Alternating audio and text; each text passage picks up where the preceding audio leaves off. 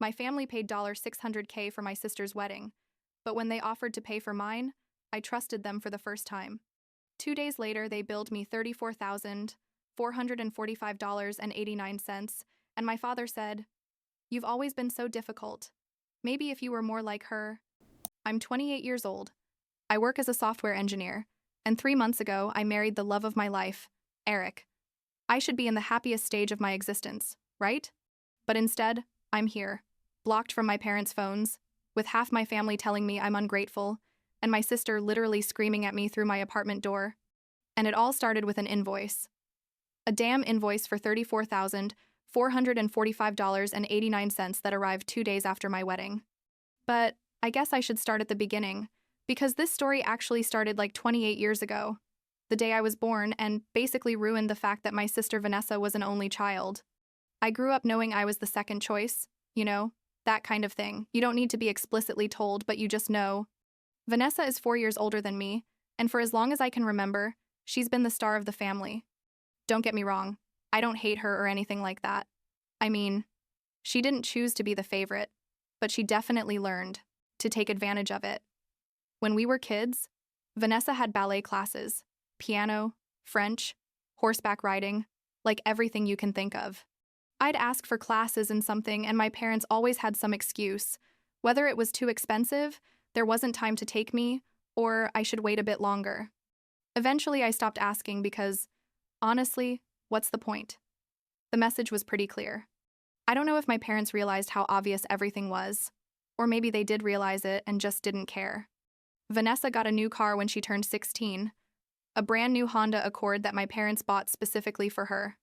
When I turned 16, they told me that if I wanted a car, I should get a job and buy it myself, because it was important that I learn the value of money and responsibility. Can you believe it? And I did. I mean, I got a part-time job at a coffee shop after school and on weekends, saved every penny for a whole year, and bought myself a used 2008 Civic with like 150,000 miles on it. My parents didn't even come with me when I went to see it. They sent my uncle because they were busy helping Vanessa choose decor for her college dorm room. The college that, by the way, they paid for completely for Vanessa, while I had to apply for student loans and scholarships because apparently the college fund was only enough for one daughter. Looking back, I should have seen it coming. All the signs were there. But I guess when you grow up in it, it becomes your normal. You know what I mean? I thought that maybe if I worked harder, if I got better grades, if I was more independent, eventually they'd see me the same way they saw Vanessa, but it never happened. I graduated with honors from college, got an amazing job at a tech company, moved into my own apartment at 23, and my parents basically responded with, "Oh, that's nice, honey," like I'd told them I went to the grocery store. Meanwhile, when Vanessa got a job as an administrative assistant, making like half of what I was making, my parents threw a whole family dinner to celebrate and bought her a gold bracelet because they were so proud. I met Eric 5 years ago at a tech conference, and honestly, he was the first person who really saw me, Not as the disappointing younger sister, not as the one who had to work twice as hard for half the recognition, but as me. I fell in love with him probably on our third date, when I casually told him about my family and he just looked at me and said, "That's not right. You know that, right?" And it was the first time anyone had validated what I'd felt my whole life. My parents met Eric like 6 months after we started dating, and the dinner was exactly as awkward as I imagined. My mom spent like an hour talking about how successful Vanessa's husband was. A guy who works in finance and who, I'm not gonna lie, is pretty full of himself. But my parents adore him because he makes good money and comes from a good family. Fast forward to 2 years ago. Vanessa got married in a wedding I can only describe as absolutely ridiculous. Like, it was at an exclusive vineyard, had like 300 guests, the decorations probably cost more than my first car, and my parents paid for everything. And when I say everything, I mean everything. Vanessa's dress cost $15,000. There was a live band, 5-course meal, full open bar, fireworks at the end, the whole thing. I was a bridesmaid, obviously, and I spent the whole day smiling and pretending it didn't bother me that my parents had probably spent over $200,000 on this wedding, while for years they'd been telling me there was no money for the things I needed. But wait, it gets better, or worse, depending on how you look at it.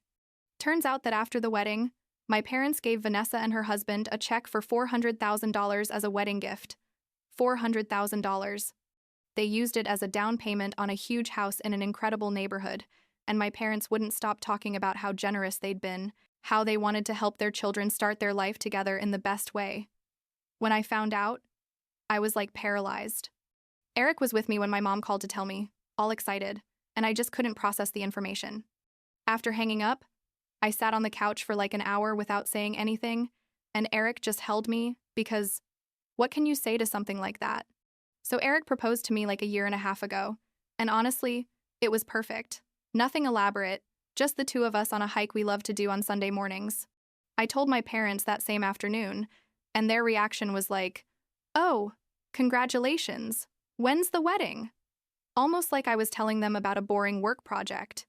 But well, I was used to it by then. Eric and I started planning the wedding, and from the beginning we decided we wanted something small and meaningful, like 80 people max, in a nice garden, something elegant, but not extravagant. We did the math and calculated we could do an amazing wedding for around $36,000, which we were going to pay for ourselves because, why would I ask my parents after everything? But then, like 3 months before the wedding, my parents called and said they wanted to talk.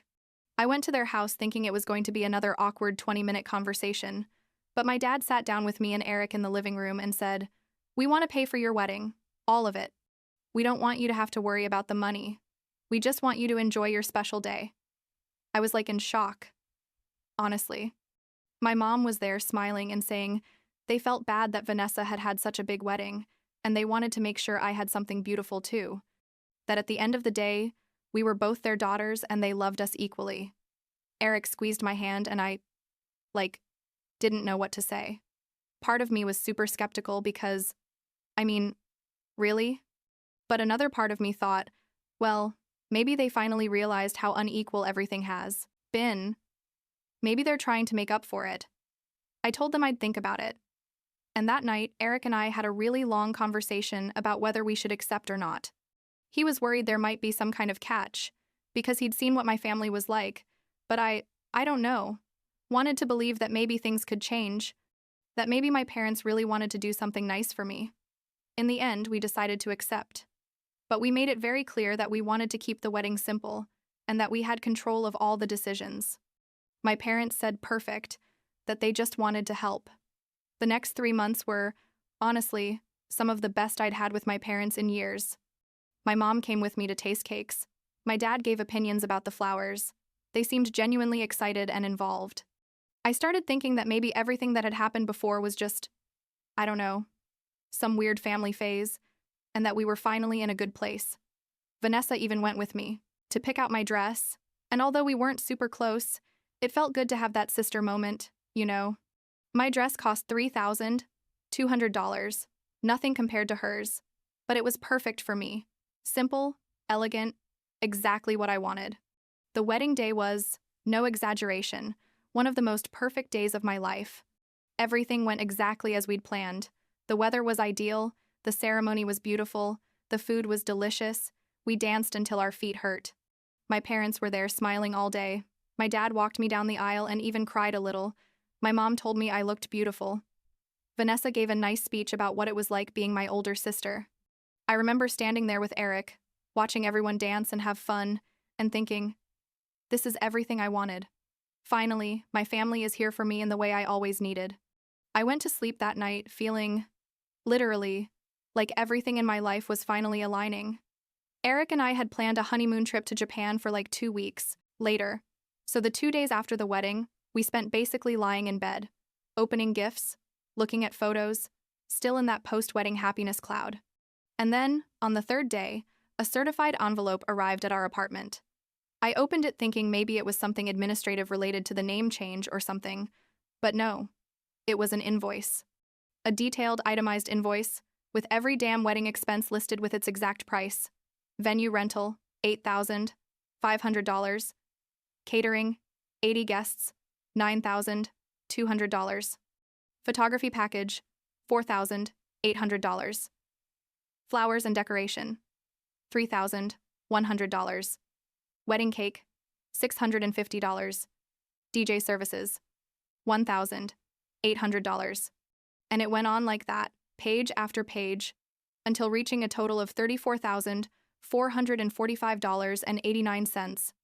At the end of the invoice, there was a handwritten note from my dad that said, "Thank you for allowing us to be part of your special day. Please send payment within the next 30 days.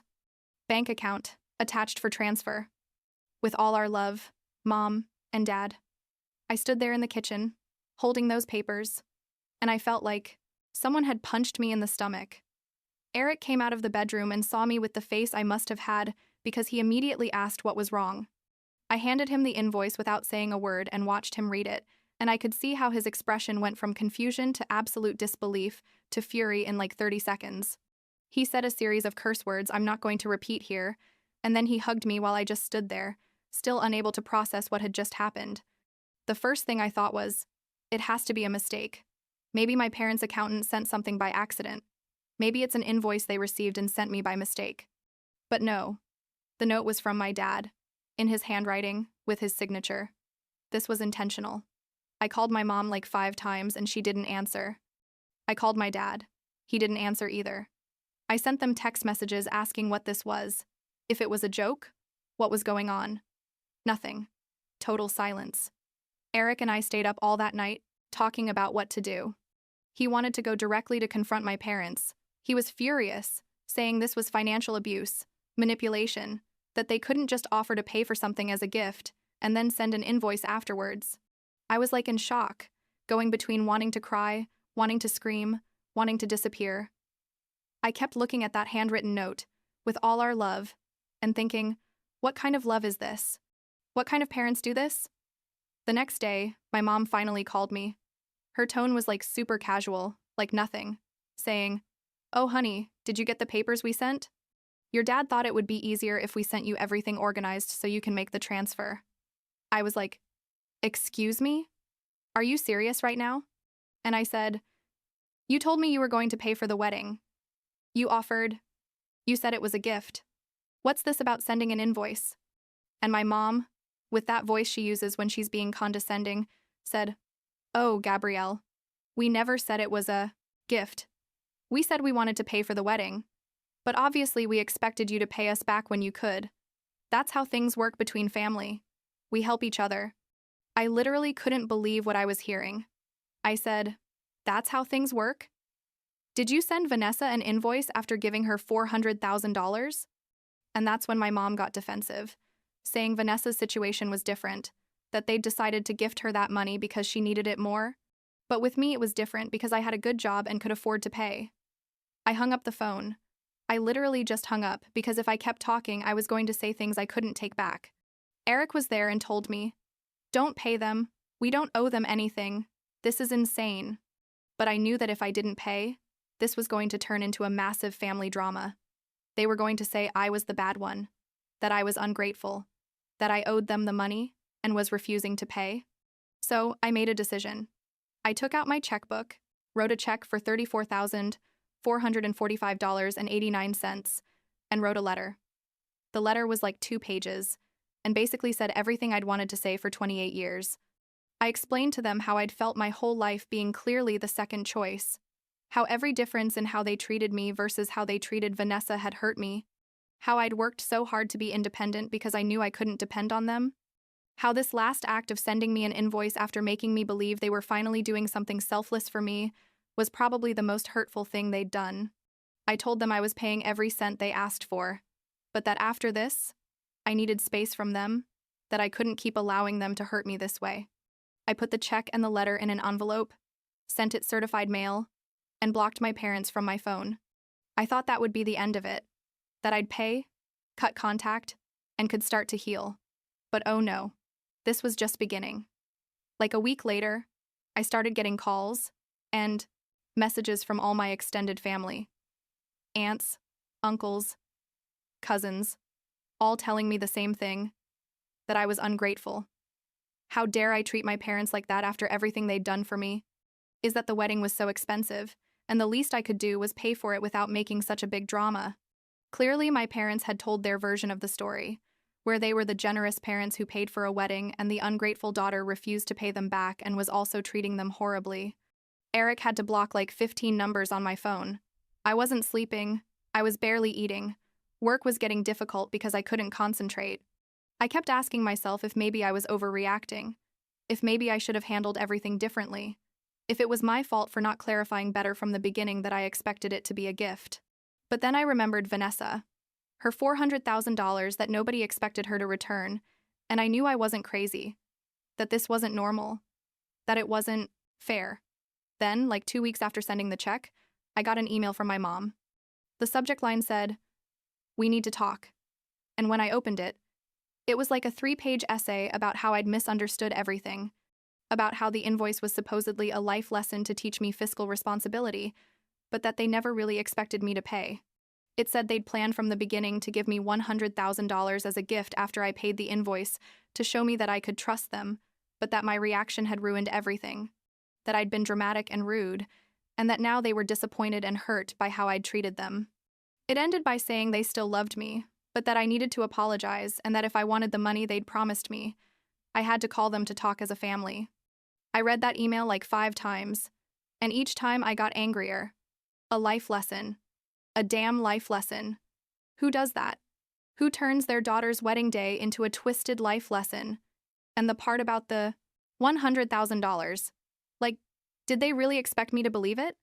Eric said it was obvious they were lying, that they were trying to manipulate me into talking to them again, and that there probably never was any plan to give me extra money. I didn't respond to the email, but I called the bank to confirm that my check had been cashed. The employee told me, yes, that the check had been deposited like 5 days after I sent it. So they'd cashed the money. They were happy to have their $34,445.89, but now they wanted me to believe that it had all been some kind of elaborate plan to teach me something. It didn't make sense. I mean, if they'd really planned to give me $100,000 in the end, why cash the check? Why not just return it or tear it up? But here's where I did something I maybe shouldn't have done. But in the moment, it felt like the only way to call their bluff. I took a photo of my mom's email with my phone, specifically the part where it said they'd planned to give me $100,000, and sent my dad a text message from Eric's phone saying, "Found mom's email. I want to confirm that the $100,000 thing is still on. Please make me a transfer or send me a check this week." Obviously, I didn't expect them to do it, but I wanted to see what excuse they were going to come up with. The response came like an hour later, and it was from my mom, not my dad. It said the $100,000 was conditional on me apologizing and acknowledging my unacceptable behavior, that the money was a gesture of love, but that I had to show I valued family first. I responded, "Okay, so there's no $100,000. You just wanted your money and now you're making up stories to not look bad? Understood." And I blocked that number too. What happened next was probably the most surreal thing about all of this. Vanessa showed up at my apartment, like, without warning, on a Saturday morning. Eric opened the door, and there she was, super upset, demanding to talk to me. I was still in pajamas, drinking coffee, and when I heard her voice, I froze. Eric tried to tell her it wasn't a good time, that maybe she should call first, but she basically ignored him and started yelling through the door, "Gabrielle, come out here right now. This is ridiculous. You're destroying our family over money. Really? Is that the kind of person you are?" I didn't go out.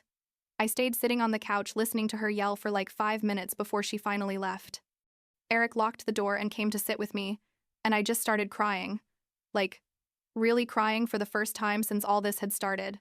Because hearing my sister, who had literally received $400,000, no questions asked, tell me I was destroying the family over money, was so absurd and so hurtful that I couldn't even process it. The disconnect between how she saw the situation and what was really happening was like from another world. That same night, I got a call from a number I didn't recognize. Normally, I wouldn't have answered, but something made me do it. It was my uncle, my dad's brother, who I honestly hadn't talked to much in years. He asked if I was okay, if I had a minute to talk, and his tone was kind, not accusatory like everyone else.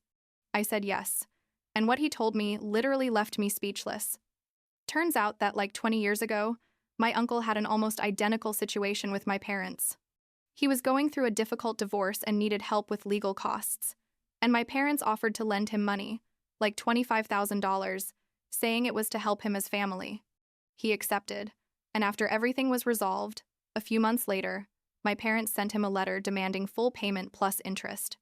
When he confronted my dad about this, because he'd understood it was family help, not a formal loan, my dad told him exactly the same thing they told me, that it was a lesson about responsibility, that he should have read between the lines better. My uncle paid because he didn't want to cause drama, but after that, his relationship with my dad was never the same. And that's why I'd never been that close to him, because he'd basically been pushed out of the family for not agreeing with my parents' methods. He told me that when he found out what they were doing to me, he felt he had to call me, that he couldn't stay silent watching them repeat the same pattern with me. He told me none of this was my fault, that my parents had a serious problem with using money to manipulate and control, and that the best thing he'd done was pay and distance himself, that was exactly what he did, and although it was difficult, his life got better after. I cried on the phone with him, and he just listened. And at the end, he told me, "You're going to be okay, Gabrielle. You have a good husband. You have your own life. You don't need their validation to be happy." That call changed something in me. Knowing I wasn't the only one who'd gone through this, that there was a pattern of behavior my parents had been repeating for decades, made me realize there was never going to be a satisfying resolution. There wasn't going to be a moment where they admitted they were wrong. There wasn't going to be a sincere apology. There wasn't going to be that movie moment where the family reconciles and everything gets fixed. This was who they were, and I had to decide if I wanted to keep participating in their game or not. Like a week later, my dad left me a voicemail. His tone was different, less aggressive, almost pleading. He said he wanted to talk, that things had gotten out of control, that he and my mom were worried about me, that they missed talking to me. He ended by saying that if I didn't want to call them, that at least we should meet for coffee, that he just wanted to make sure I was okay. He didn't mention the money, didn't mention the invoice, didn't mention anything specific about what had caused all this. Eric told me I didn't have to respond if I didn't want to, but also said that if I felt I needed to have that conversation for closure, he'd support me. I thought about it for several days, going back and forth between wanting to close the door completely and feeling like maybe I should give them one last chance to explain themselves. In the end, I decided to meet my dad, just him, in a public cafe, because I wanted to hear what he had to say without my mom there directing the narrative. We met on a Wednesday at 3 p.m. at a Starbucks halfway between our places. My dad arrived with a manila envelope, which immediately put me on alert. We sat down, ordered coffee, and there was like 2 minutes of awkward silence before he started talking. He told me he'd been thinking a lot about everything that had happened, that he understood why I was upset, that maybe things hadn't been handled in the best way. But still, even there, he couldn't just say, "We were wrong, we're sorry, what we did was wrong." Then he took out the envelope and put it on the table between us. He said it was the check I'd sent him, the $34,445.89, that he'd kept it without cashing it, that it had all been a misunderstanding, that they never had the intention of cashing the money. I looked at him like he had 3 heads and said, "The bank confirmed they cashed the check. What are you talking about?" And he, super quick, said no, that was a different check, that this was the original, that they'd printed a copy for their records or something. The story made no sense, and we both knew it. I opened the envelope, and sure enough, there was a check for $34,445.89. But it was clearly a check they had written. It wasn't my original check. I told him, "This isn't my check. This is your check. Do you think I'm stupid?" My dad turned red and started stammering something about how it was technically a refund, that they'd decided to return the money to me because they didn't want there to be more problems. I told him I didn't want his money, that he could keep it, that I just wanted them to leave me alone. But then he said something that finally made me see everything clearly. He said, "You know, you've always been so difficult, Gabrielle, always questioning everything, always feeling like a victim, when your mom and I have only tried to prepare you for the real world. Vanessa understands how things work. That's why she's never had these problems with you. Maybe if you were a bit more like her, things would be easier for everyone." And there it was, finally said out loud what had always been the subtext of my whole life. Vanessa was the right daughter, the one who did things as she should. And I was the difficult one, the problematic one, the one who always caused trouble by not just accepting things as they were. I got up from the table, left the check there, and told him, I'm not going to change to fit into your version of how I should be. And if that makes me difficult, that's fine. I'd rather be difficult and happy than compliant and miserable. And I left. I didn't turn around, didn't wait for a response, just walked out of there and drove home with my hands shaking on the steering wheel the whole way. When I got to the apartment, Eric was working from home, and when he saw my face, he knew something had happened. I told him everything, and he just hugged me and said, "I'm proud of you." And in that moment, I realized that was exactly what I needed to hear. Not from my parents, but from the person I'd chosen to build my life with. It's been like 2 months since that meeting at the cafe. My parents have tried to contact me a few more times, but I haven't responded. Vanessa sent a long message saying she misses me but doesn't understand why I'm being so dramatic, and I just didn't respond because how do you explain 28 years of toxic family dynamics in a text message? My uncle calls me every 2 weeks or so to see how I am, and those conversations are the only ones with my family that I really enjoy now.